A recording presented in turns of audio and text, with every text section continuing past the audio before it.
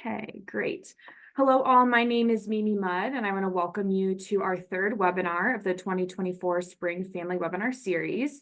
Tonight, I'm joined by my colleague, Sarah Edmondson, who is the Associate Director for Student Involvement in Campus Life, and Zachary Littrell, Assistant Director for Sorority and Fraternity Life in Campus Life. So we are excited that you have chosen to join us for tonight's conversation about student engagement and leadership. We have some logistical information before we get started with tonight's content. So first, we want to make sure you know how to submit questions during this webinar. You'll notice that we have given you the ability to ask questions via the Q&A feature in Zoom. Our staff within Student Transitions and Family Programs will help field these questions throughout the webinar so we can make sure we're able to ask them for you all. To make sure you know how to use the Q&A feature, please share the city from which you're watching, and then we'll name a few of them on air in just a little bit. Secondly, we'll be showing a PowerPoint created by our panelists during tonight's webinar. However, if you prefer to download this PowerPoint and follow along on your own, please use the link that we just shared in the chat.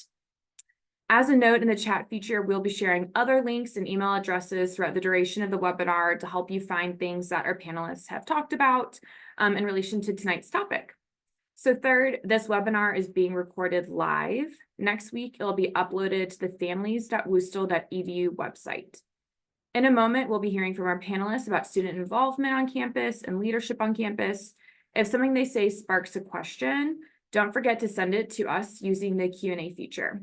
After the presentation, we'll move into that question and answer portion of the evening. So before passing things along to Sarah and Zachary, I want to share some of the places from which people are joining us tonight. So we have families tuning in from Gainesville, Florida, Minneapolis, Minnesota, and Chicago, Illinois. Now, since I know you all want to hear more about student engagement and leadership on campus, I'm going to go ahead and turn it over to Sarah and Zachary. Hello and welcome. I'm Sarah Edmondson. I'm the Associate Director for Student Involvement in Campus Life. I use the she, her pronoun series, and I'll go ahead and let Zach introduce himself as well. And hello, everyone. My name is Zachary Littrell. I serve as our Assistant Director for Sorority Fraternity Life for Campus Life, and I use the he, they series pronouns.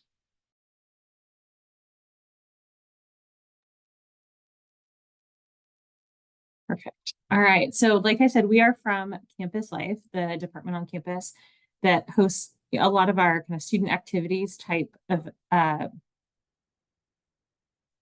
I just completely lost my words, student activities stuff.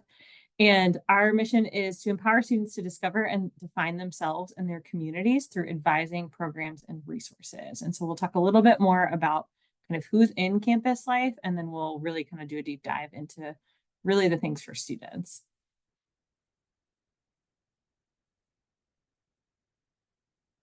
So within Campus Life, we have kind of 5 different sections of the department. So we have our event management and operations. They manage our events across campus in a lot of our different spaces, both for students and student groups, as well as our faculty and staff events across campus.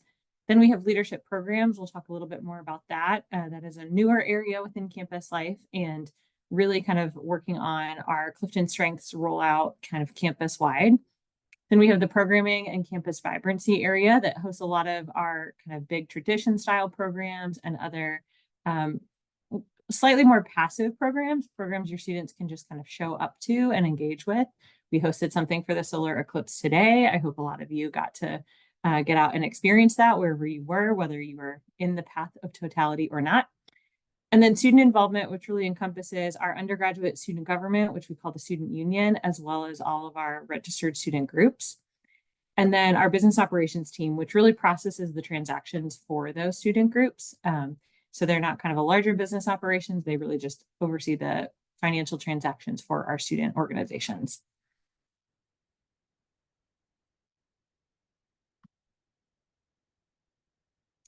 So kind of a little bit more of what does this mean for your student? So really kind of thinking of it in terms of student engagement and leadership on campus. So Campus Life really does kind of that co-curricular experience piece.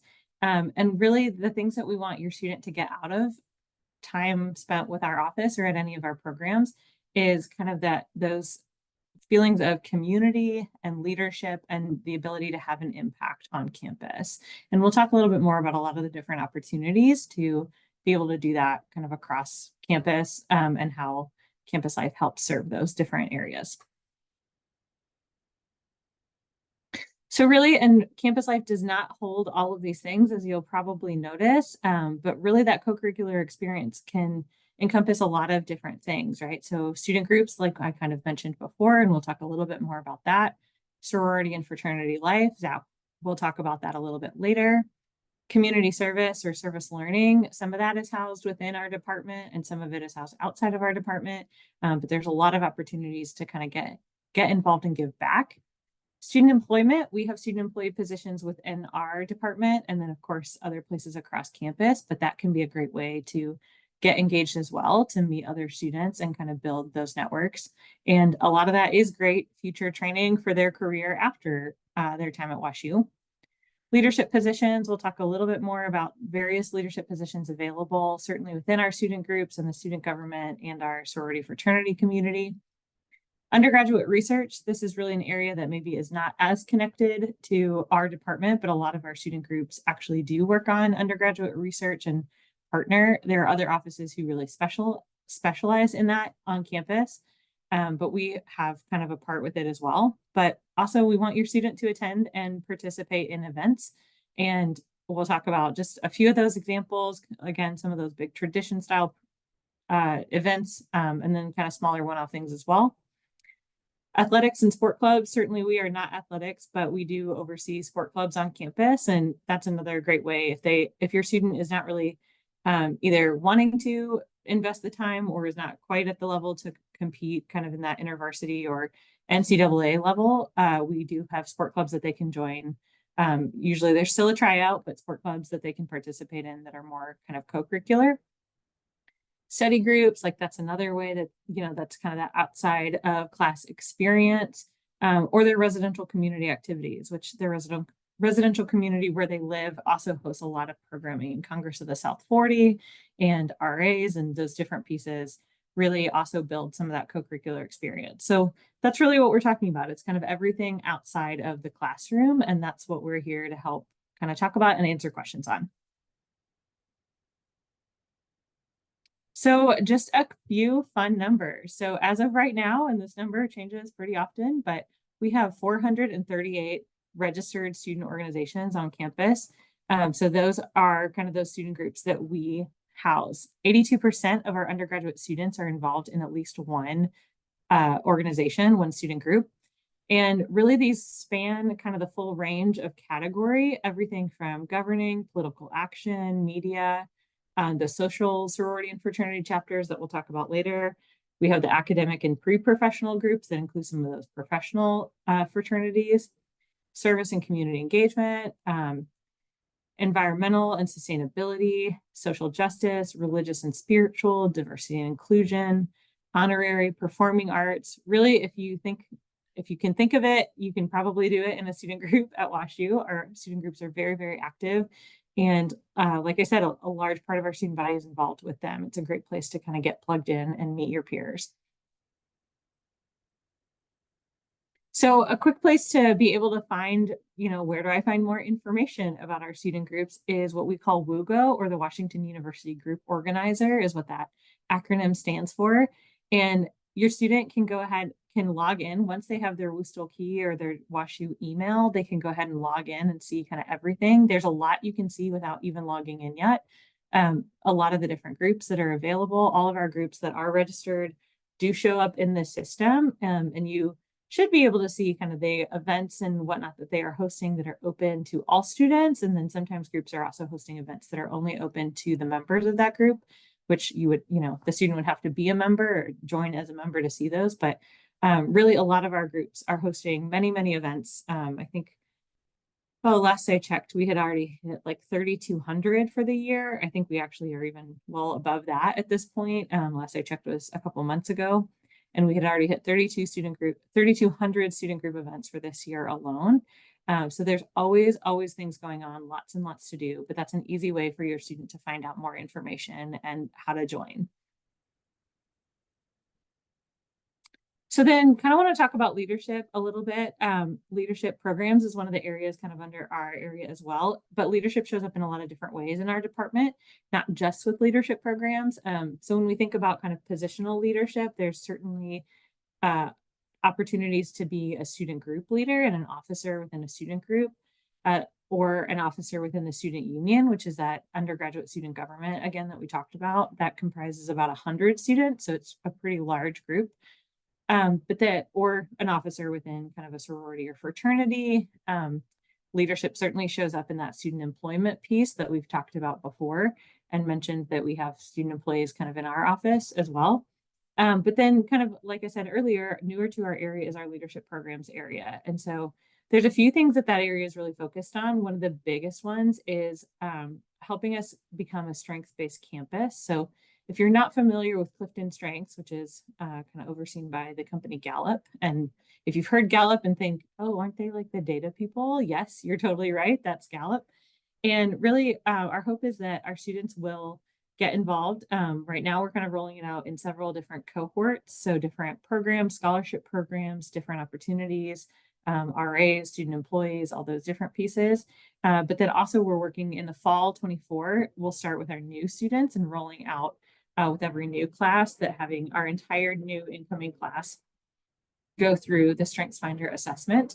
And really the point of that is the concept of strengths is really kind of, everybody starts with talent, and kind of how you multiply that is by identifying your strengths and really leaning into that.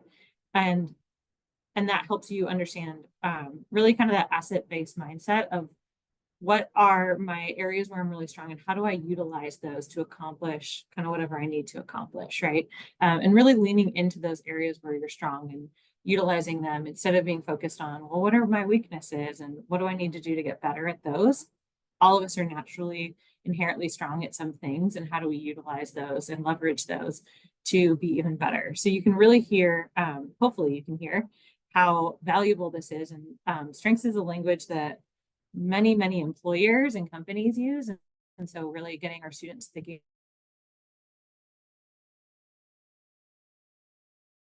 about that from the time that they arrive on our campus, but really help about themselves.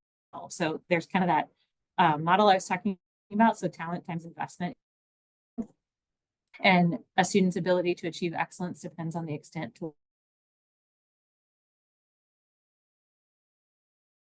which they and to want them to use their strengths both inside and outside of the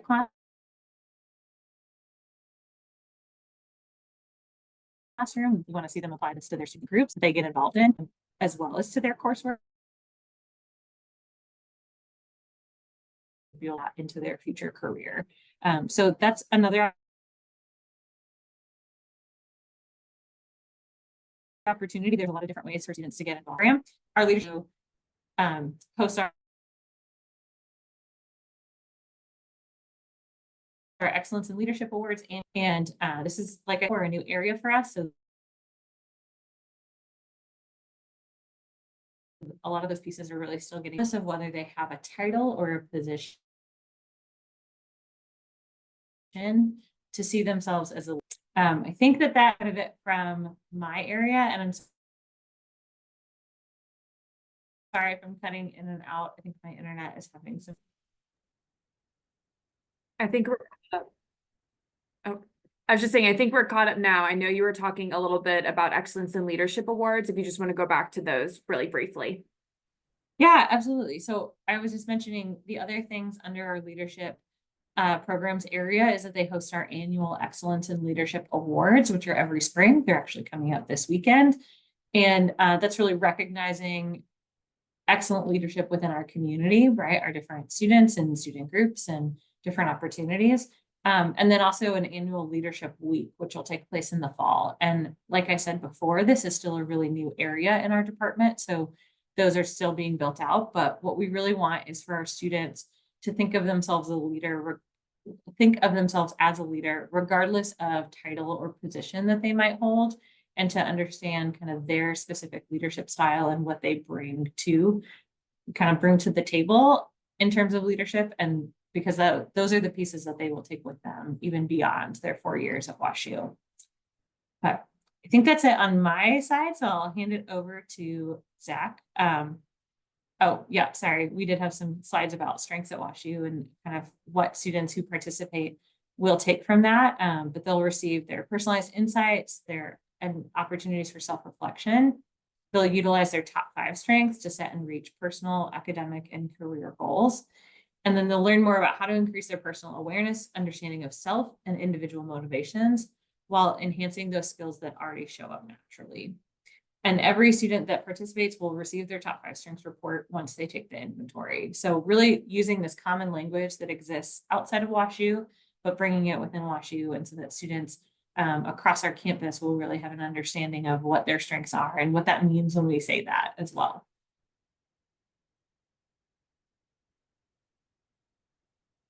Okay, thank you, Sarah. So I want to spend some time talking about our programming and campus vibrancy. It's one of the specific areas in our campus life area, campus life office, our programming and campus vibrancy team.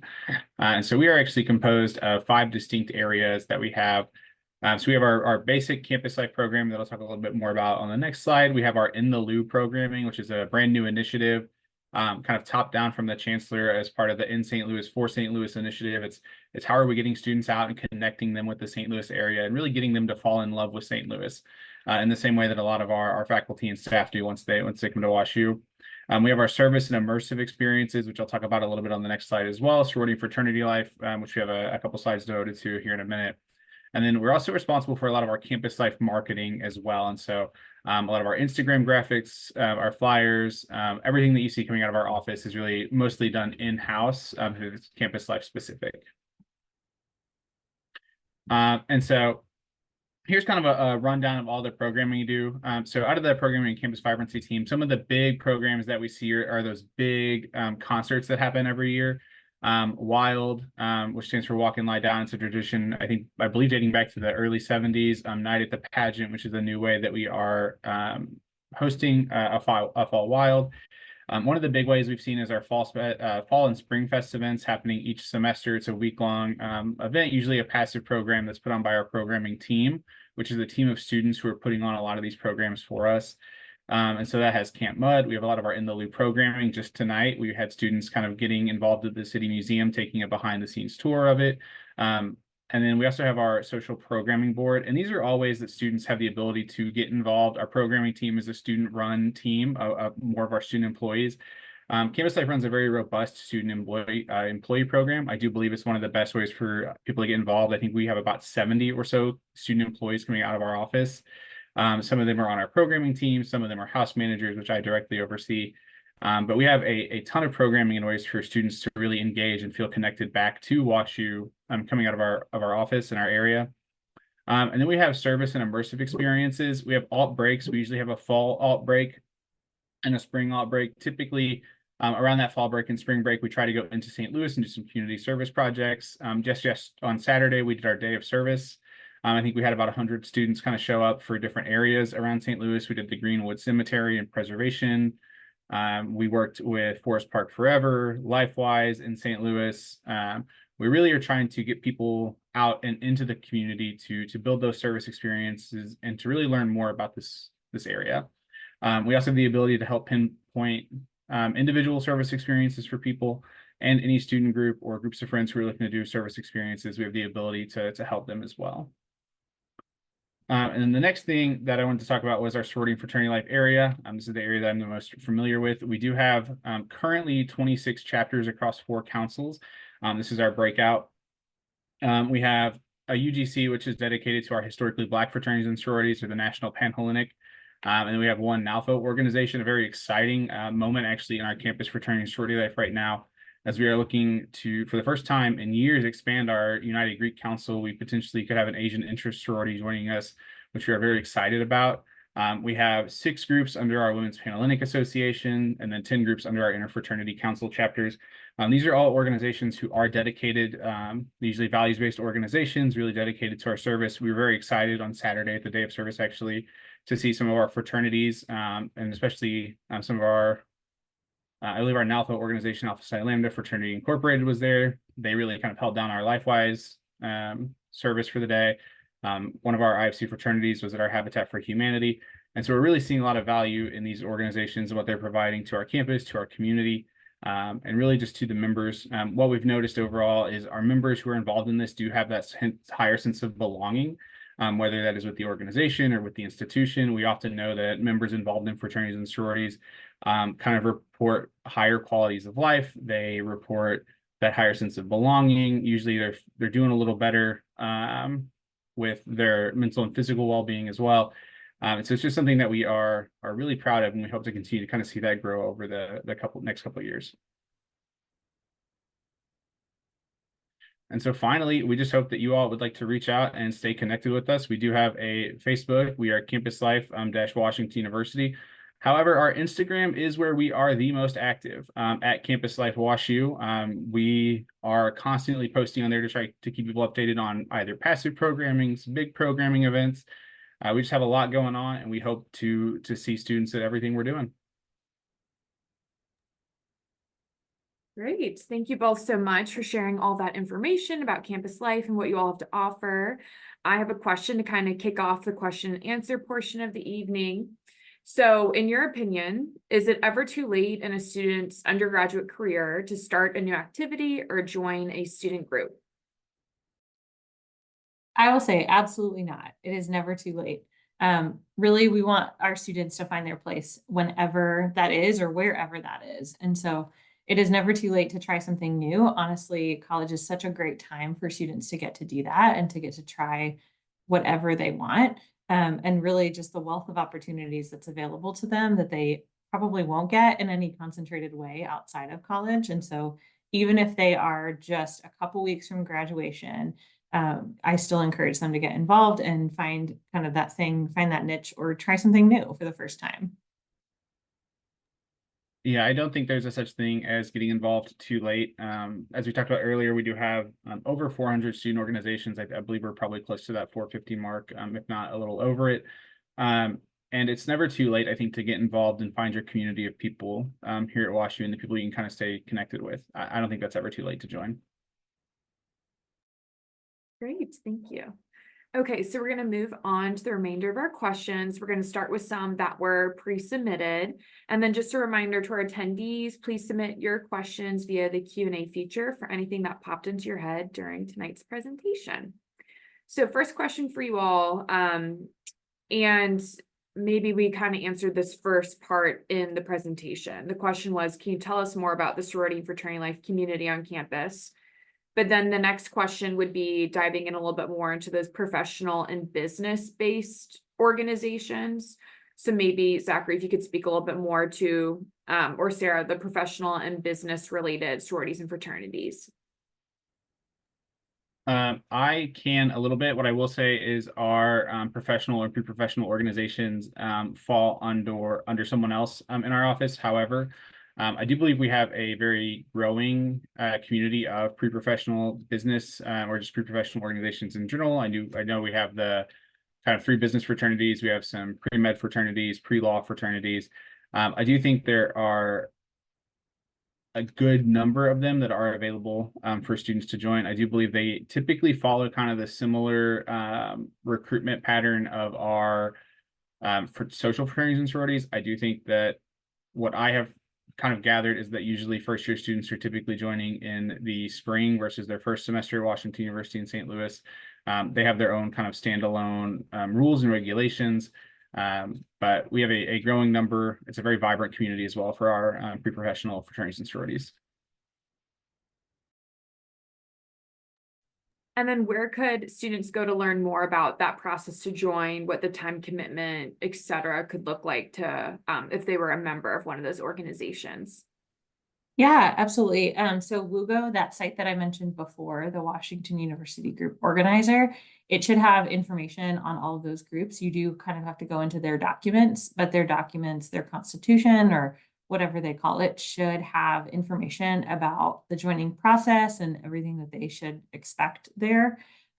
There should also be a contact option for any one of those groups that the student can reach out and contact. The group should have kind of a point person or point contact that is kind of linked to that. And so through that, your student can reach out and ask kind of specific questions around what is the process to join.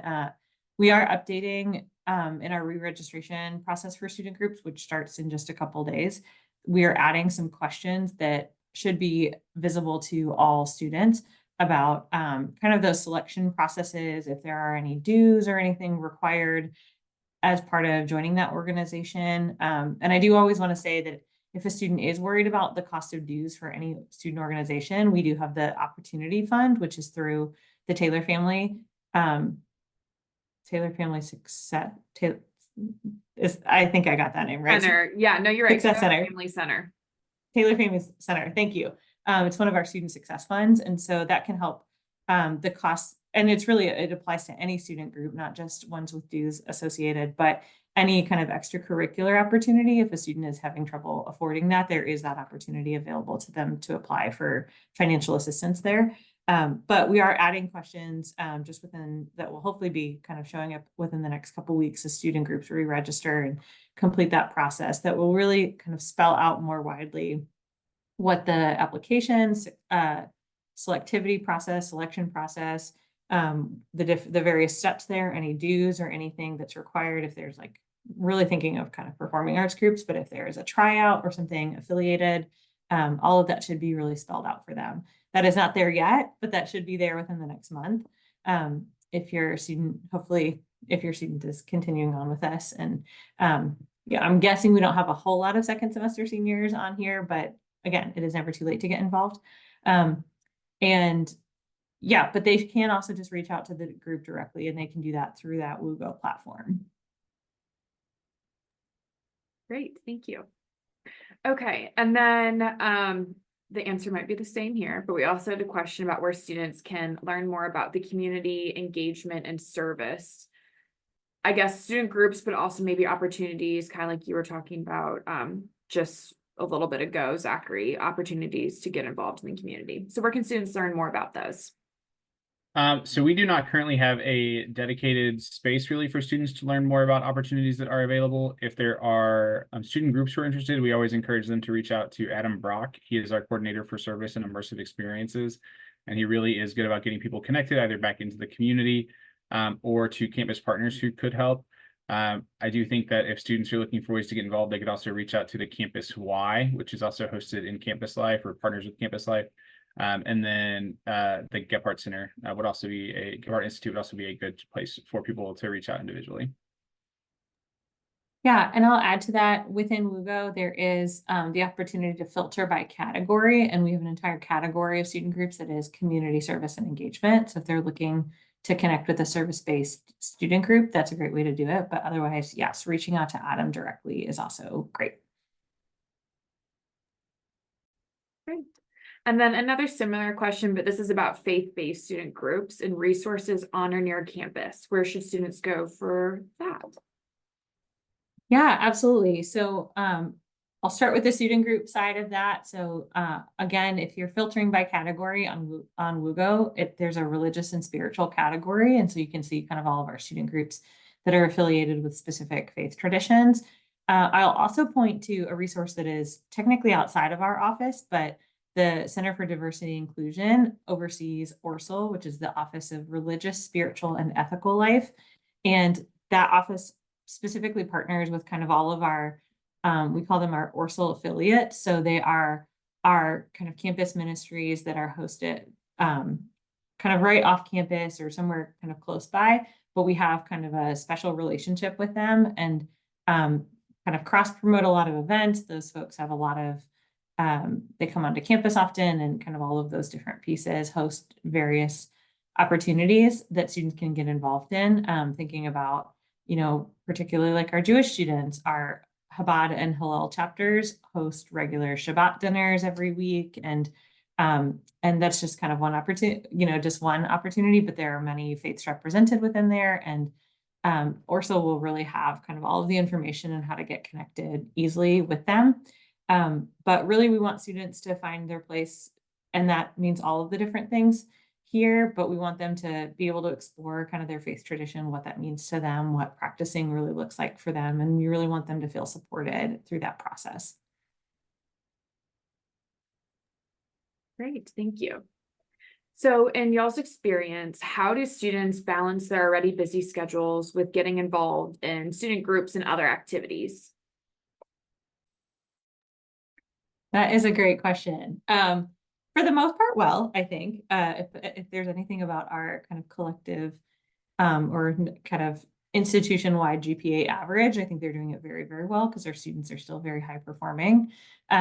They are, like I said before, 82% of our undergraduate students are involved in at least one student group. I actually expect that number to climb a little bit as we get to the end of the year and they're updating the rosters and everything.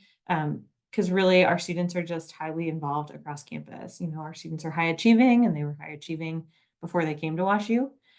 We do really try to push this concept of healthy excellence. It's one of our cores within kind of our core tenets within the Division of Student Affairs that we want them to understand that balance as well. And we want them to connect to those various health and well-being resources as well. But that also means not being overcommitted, right? We do find, and research really supports that students who are involved actually do better academically and they persist more at the institutions. They're retained and they stay and they graduate. And Zach really spoke to that really well with our sorority and fraternity community. They kind of represent at even higher levels in terms of belonging and their success as a student. But we do recognize that sometimes it's easy to get overcommitted. And so we really want them, and we do try to kind of have those conversations. All of our staff that advise student groups really try to push that, but also really trying to help them tap into those various health and well-being resources, especially when they're needed. I don't know, Zach, you had anything you wanted to add to that?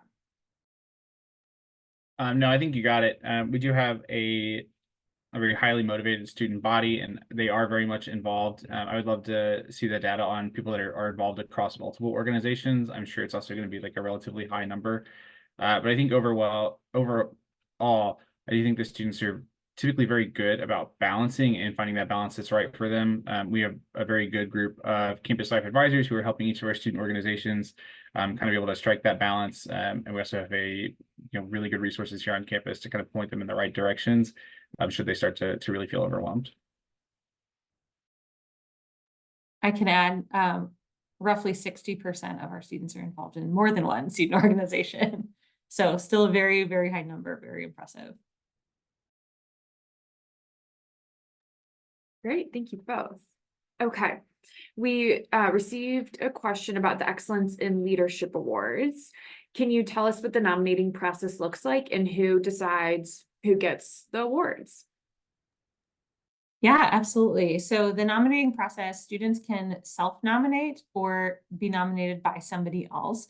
And really, we try to push out that nomination form really widely. So faculty and staff nominate, as well as students. We try to push that out. Obviously, it's easier to push that to involved students because we know who they are and how to get a hold of them. But we really do try to put out a big call for those nominations. And then so it's a form that folks fill out, essentially, is the process. And then for each award, there is kind of a subcommittee of kind of the award selection committee. And I will be honest that I don't directly oversee the leadership programs area, so I'm not exactly sure how that committee is pulled together. I do think there's a bit of folks that volunteer to help be on the selection committee and help review nominations and try to tie them directly to the criteria for the award to then kind of pass along as the winner of the award. But that is about as much of the process as I know about it.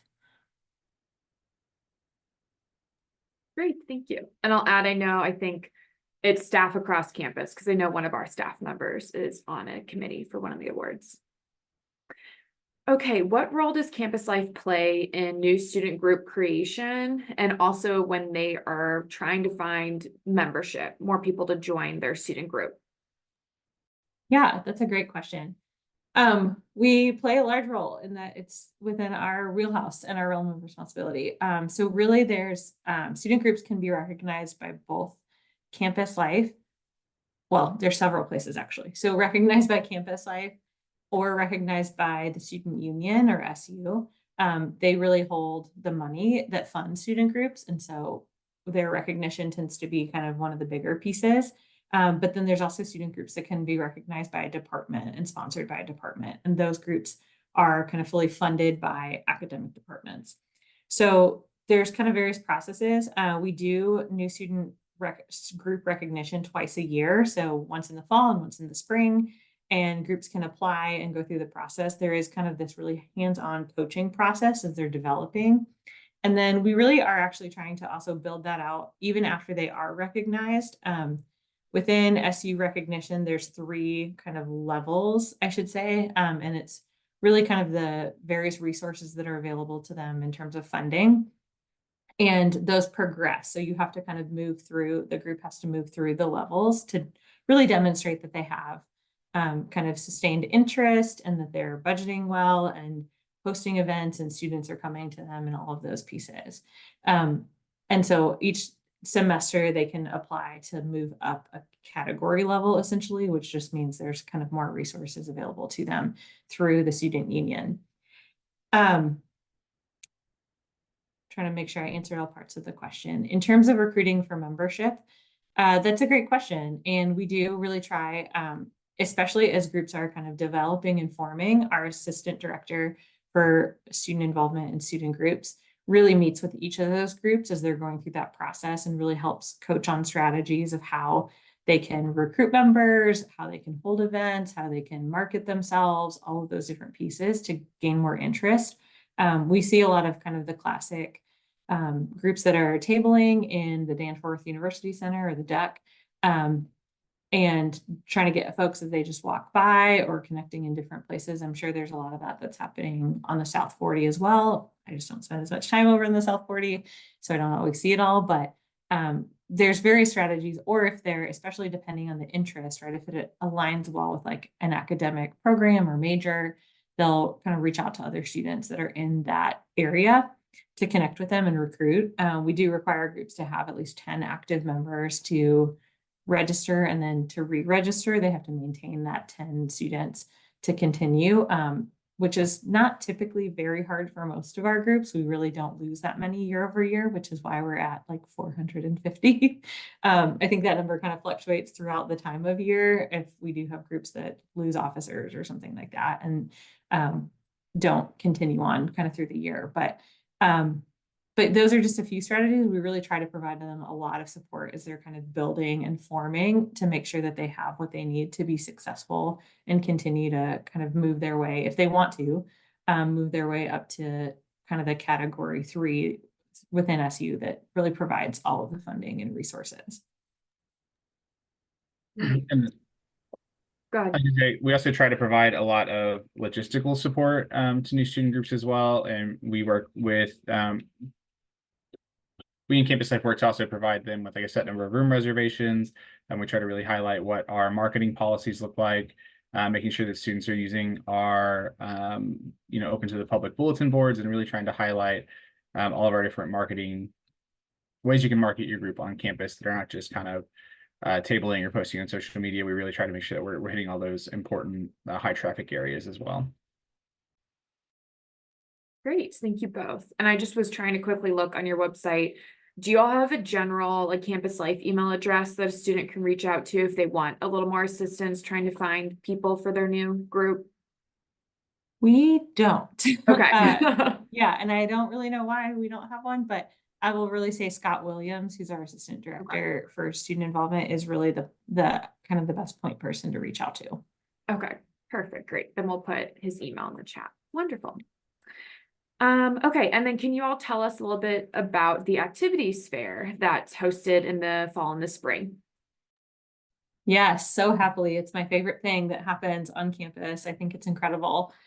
So we do have a twice annual activities fair. It's at the Friday of the first week of classes each semester. So in the fall, we do it outside on Mud Field, which is right in the center of campus. And it is truly, I say this all the time, so I'm sure Zach's heard me say it like 8 times, but if you could dream, like, what should a college activities fair look like?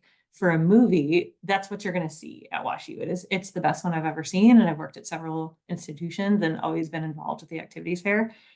We have anywhere from like 3 all the way up to 400 of our groups that show up, and they have a table, and it's and the same thing happens in the spring. We just do it inside because who knows what the weather is going to be like. So we do it over in the Summers Rec Center in the big gymnasium. But really, when it's outside, they can kind of bring all of their things. So the sailing club brings their sailboat, the robotics club brings their robotic dogs.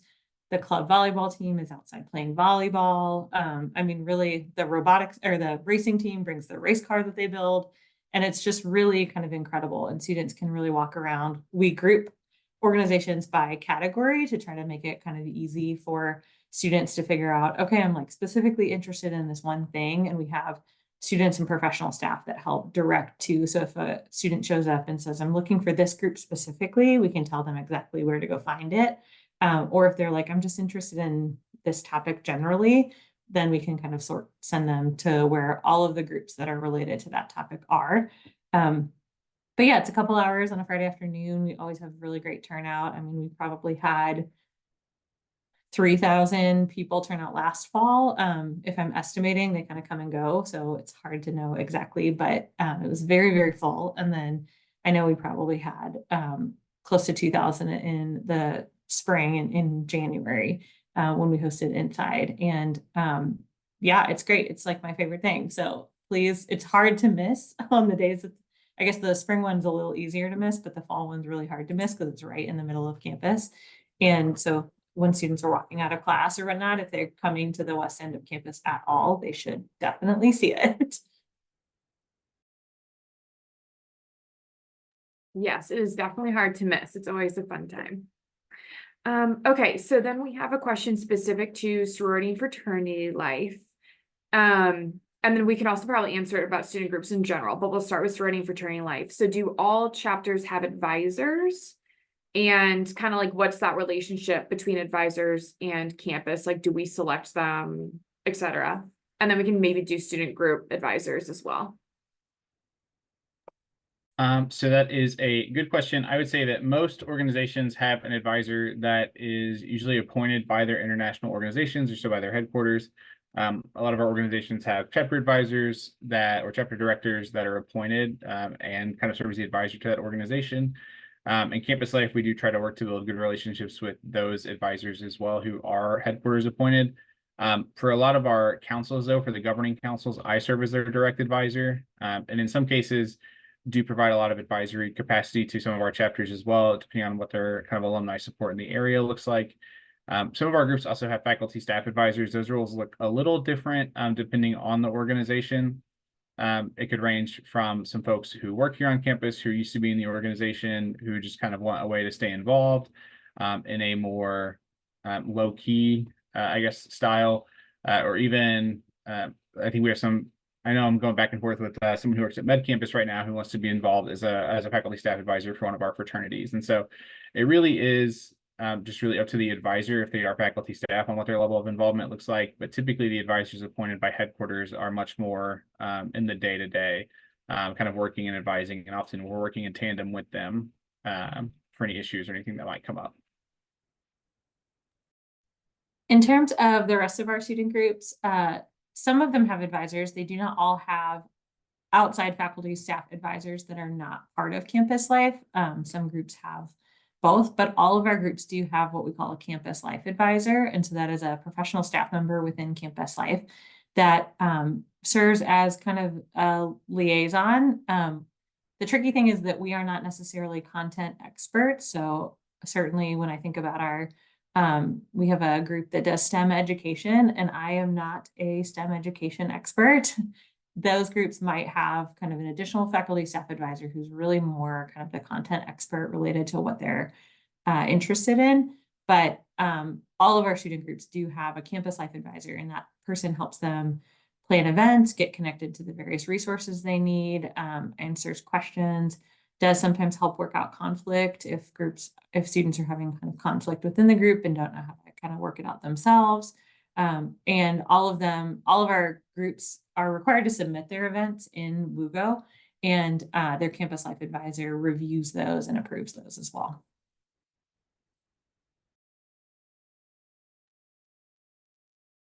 Great.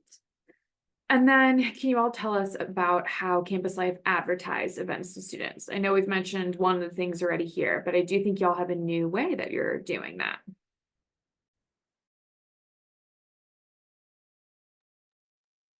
I know Yeah. we do a lot of marketing typically on our Instagram. That is I think the best way that we do market a lot of our events. Anything that Campus Life itself is putting on, we do try to highlight through our Instagram. We also try to work with some of our student groups, I think, can also request to be advertised on there as well for their events. We do a lot reposting from time to time. We do a lot of work. Really, I think our main way that we do advertise events are our social media. I often really try to push student groups as well to highlight their events on WooGo as a way to publicize them and market them out, to really try to get the word out there. We know that students are looking at WooGo. We know that students are looking at our Instagram, and those are kind of the main ways that we really typically see events that are pushed out. Yeah, there's a couple other ways. We do send out a regular newsletter that students can get that really highlights a lot of our upcoming events and different things. We also send out a newsletter. We send two different newsletters. So we send one that is really highlighting those events and the different things that are happening. We also send one specifically for student group officers that is much more tailored to their like need to know stuff, the upcoming dates and deadlines, any trainings we've got coming up for them, those different pieces. So that's really just going to like student org officers. But then I'll also say on campus, and this makes me laugh because we live in such a digital age, but something that is still very popular is print flyers and the different pieces. And so they are putting up flyers all over the various bulletin boards across campus and kind of all those different pieces. And then another way, like I mentioned kind of before, is tabling. So a lot of our student groups do rent a table and market kind of not just their group, but also their upcoming events and the different pieces through that as well. Many of our student groups also run their own social media accounts. And so hopefully you can find that. They should link some of that in their WooGo page so you can find their social media there. But our students are all over social media, and they're honestly much more savvy on social media than I am. And so often I think they are finding that through kind of the algorithm and the different connections with students that they already know on campus. I almost forgot one of the big ones. So we have the underpass. So the underpass is, I forgot all about it. The underpass is it's kind of a little sidewalk that runs under Forsyth, I believe, that connects the South 40 to the Danforth campus near the Duck, the Danforth University Center. It comes out, I think, near Francis Ford Olympic Field and Simon Hall. And there are, I believe, 20 plus panels that are reservable for student groups to be able to paint and highlight their upcoming event, usually reservable in 1 or 2 week blocks. So it's just a really good way to kind of an old fashioned, put your information out there, spend a Saturday or Sunday painting it and have it up for the next week or two. Great, thank you. We just had a follow-up question, kind of going back to the advisor conversation. So I think this was a parent or family member asking how students can get a campus life advisor for their student group. If they maybe don't have one right now, or maybe are unsure who it is. Yeah, if they are a registered student group, they do have a campus life advisor. So those are assigned by category, and I'm trying to think of the easiest way. We do have that. All of our student group officers have been invited to a Canvas course where we're doing some of our training, and that is where we have listed for sure their campus life advisor. I think a few other places they can find it if they Google SU Finance Bearings. It's a Trello board, and I believe that also lists their campus life advisor. They can also just stop in on campus into our office. We're located in the Duck, the Danforth University Center, Suite 160. We're kind of on the side facing Mudfield. And then in addition to that, or they can call, and I don't have our phone number memorized off the top of my head, but that is also available to them. I'm checking. I do think, yes, we do actually have this listed on our website as well. And so the SCFP team can put that in the chat. That also lists out which group are with which category is with which campus life advisor. So they do have to know their group category, which they can find within WUGO. And then the other piece that I'll say is if they're looking for an advisor that is not a campus life advisor, so wanting another kind of faculty or staff advisor, they can certainly reach out to our office and we can help them try to identify a faculty or staff member that might be a good fit. Often the students really already know these people, whether it's their faculty or different, professors or staff that they interact with that have kind of a vested interest if they want an additional advisor in addition to their campus life advisor. But every registered student group does have a campus life advisor. And again, it's by category. And so that category is listed in that link in the chat. Great, thank you. Okay, so now a question specific to student groups that require audition, tryouts, applications, recruitment, etc. So how do you all recommend students prepare for applying for those more, I guess, like selective student groups and chapters?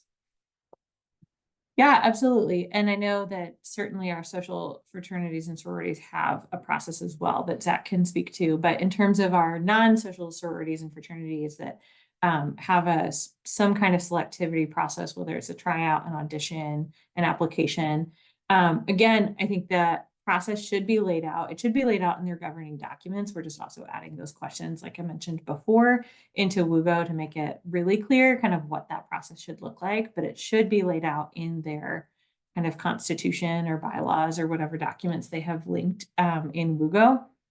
And then kind of in addition to that, I would really say reaching out to the group directly, whether you utilizing that contact kind of portal that is in WUGO, or if they have a personal connection to the group, reaching out to a member or an officer of the group and kind of asking more about it. This is such a broad question because our groups really span such a wide range of, we have everything from our a cappella groups to our sport clubs, and those certainly have very different processes, to our kind of professional and business would be one of them, but professional fraternities. Those are all kind of just different processes. Even a lot of our service-based organizations might have a selectivity component to it. But often it's kind of also helpful to like show up at their general meetings and kind of ask those questions in person. I'll also let Zach really identify that process. It's a little bit different, obviously, for our social sororities and fraternities.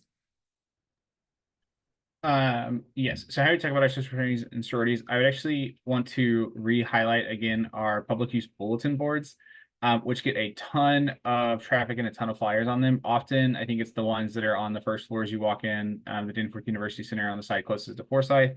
That bulletin board there near Danes Commons often has a ton of information about when it comes to, especially in the fall, you see a lot of our performance-based groups talking about what their tryouts look like. They post on when their open tryouts are, and then they kind of work with their own callback system.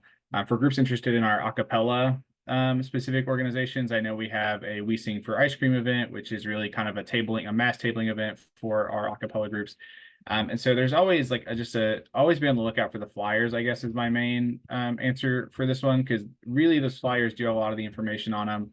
And they're really being posted, I guess, really almost everywhere on campus. I've seen a lot of our sports club flyers, a cappella flyers, our dance group flyers. They're everywhere. Some of our organizations do kind of use an interview-based approach to their membership. It really kind of depends on what you're looking for. I can speak a little bit to our pre-professional fraternities as well. They're typically running a very similar recruitment process to our social fraternities and sororities. I would say it's probably closest to, I'd say it's an interesting mix between our fraternities and sororities, where they're really kind of hosting a couple nights of recruitment and inviting people back based on the connection that the members are feeling with them. For our Panhellenic sororities, our Women's Panhellenic Association, or our historically white sororities, we have a week of recruitment. I think it's really about 4 or 5 days in the second semester, usually in that second week of classes, where we host a recruitment process. It's a mutual selection process for our interfraternity council or our historically white fraternities.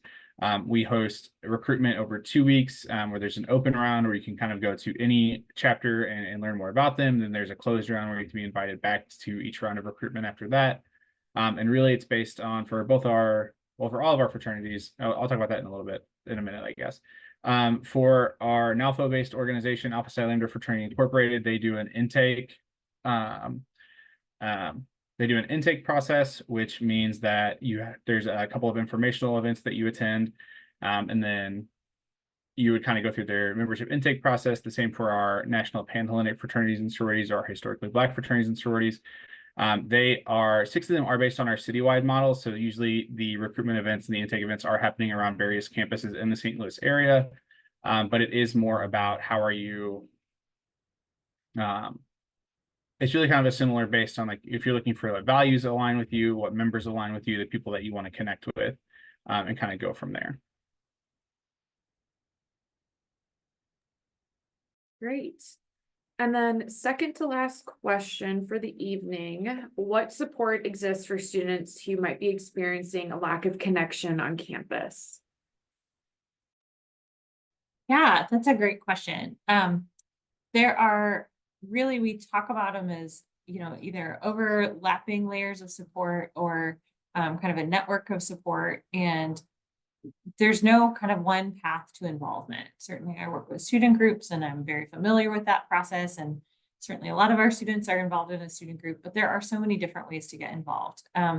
There is a little bit of impetus that the student has to take, right? I mean, there's a lot of outreach to students about getting involved in different things. Their RAs are connecting with them. If they're still a kind of a first year student, their WUSAs are connecting with them. So there's already kind of that built-in peer support. But in addition to that, there's so many things that are kind of constantly happening. Zach talked earlier about our events within campus life, that you don't have to be part of a student group. You don't have to come with anybody. You can just show up to any of those events. And whether that's either finding those through our newsletter or, again, following our social media, we certainly want every student to feel like they connect. They found a place to connect and where to start. They can certainly also drop by our office or reach out to any of us, any of the campus life staff. Really, I feel confident offering anybody would reach out and ask questions about different ways to get involved or how to get involved.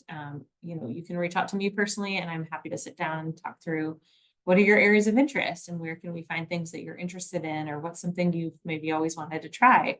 But I also don't want to discount kind of the other people in your student's life that are really important resources. Their academic advisor, so I think they call them their 4-year advisor. Again, their RA or their residential college director, their RCD, and certainly, their faculty and staff are very knowledgeable. Their faculty are very knowledgeable as well, that are teaching their classes. And so really, I think there are so many people at WashU that really want your student to have a great experience and to find their place. And I certainly hope that they get connected to something through campus life, but that's not the only place to get connected. The Congress of the South 40, depending if they still live on the South 40, is another great place that is doing a lot of programming and welcome students. They just had a big event, I think last Friday, on the swamp, which is the area, the kind of the grassy area in the South 40 that we talk about. And really, like, just showing up to kind of anything. And it's always surprising to me how they will meet kind of other students and get connected. But I'm also happy to meet, and I say all of our staff are happy to do this as well, to meet with them one-on-one if that's helpful, to kind of identify specific opportunities or specific areas where they might get more connected.